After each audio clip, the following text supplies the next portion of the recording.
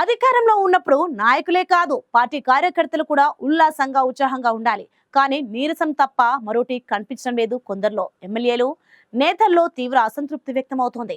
Party అధికారంలో ఉన్న పనులు కాకపోవడంతో అసహనం రగిలిపోతున్నారు. కడుపు చించుకుంటే కాళ్ళ మీద పడేలా ఉండటంతో పరువు పోతుందని ఎవరికి చెప్పుకోలేకపోతున్నారు.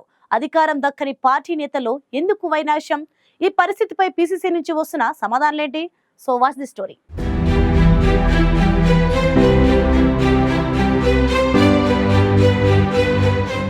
రాష్ట్రంలో దశాబ్ద కాలం తర్వాత కాంగ్రెస్ పార్టీ అధికారంలోకి వచ్చింది. మూడోసారి అధికారం చేపట్టడం ఖాయమనుకున్న బీఆర్ఎస్ ని ఓడించి హస్తం పార్టీకి పట్టం కట్టేలా క్యాడర్ గట్టిగా పనిచేసింది.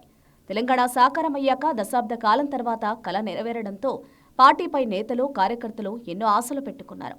కష్టకాలంలో చాలా నియోజకవర్గాల్లో నాయకులు జెండాని వదిలేసినా మరో ఎజెండా లేకుండా పార్టీతోనే ఉండి కార్యకర్తలు అధికారంలోకి తెచ్చారు.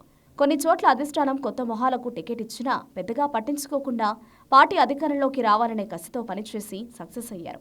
ఇంత చేసినా కాంగ్రెస్ అధికారంలోకి వచ్చి ఏడాదిన్నర గడిచినా ఎదుగు బొదుగు లేకపోవడంతో అసహనానికి గురవుతున్నారు.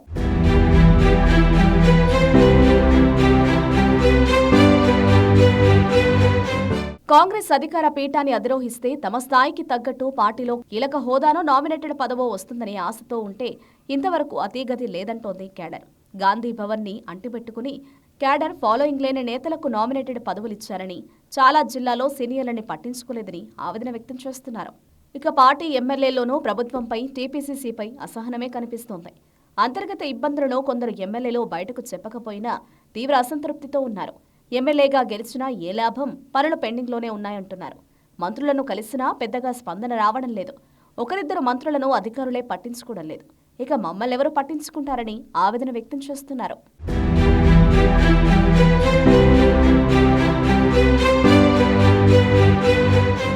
నియోజకవర్గాల్లో క్యాడర్ చేసిన చిన్న చిన్న కాంట్రాక్టు పనులకు కూడా బిల్లులు ఇప్పించుకోలేని పరిస్థితి అధికార పార్టీలో ఉంది. బిల్లుల సంగతి దేవుడెరుగు. కనీసం జిల్లా స్థాయిలో పార్టీ పదవులతో కృషి చేద్దామన్నా అతిగతి లేదు. పీసీసీ నుంచి ఆశించిన సమాధానమే రావడం లేదు. చూద్దాం, చేద్దాం, త్వరలోనే పదవులు భర్తీ ఉంటుంది, అంతా సర్దుకుంటుందనే ధోరణితో పీసీసీ పెద్దలు ఉన్నారనే గుసగుసలు వినిపిస్తున్నాయి.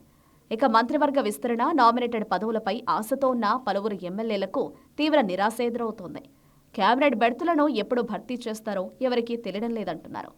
ఎమ్మెల్యేలు జిల్లాలోని సీనియర్ నేతల్లోనే కాకుండా కింది స్థాయి క్యాడర్లో కూడా అసహనం పెళ్లిబూకుతోంది.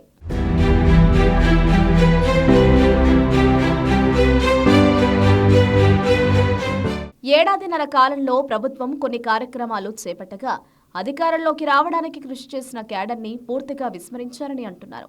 కనీసం జిల్లా స్థాయిలో నామినేటెడ్ పోస్టులు భర్తీ చేసినా కొందరికి పదవులు దక్కుతాయి.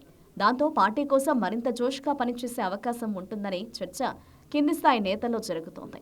డీసీసీతో పాటు మిగతా పదవుల్ని వీలైనంత త్వరగా భర్తీ చేయకుంటే క్యాడర్ మరింత నైరాశ్యానికి గురయ్యేలా ఉందంటున్నారు.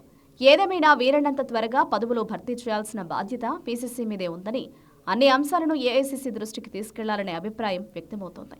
కష్టకాలంలో పార్టీకి అండగా నిలబడ్డ వారిని, జిల్లాలో సీనియర్లను కూడా గుర్తించి నామినేటెడ్ పదవులు భర్తీ చేయాలనే డిమాండ్ వినిపిస్తోంది.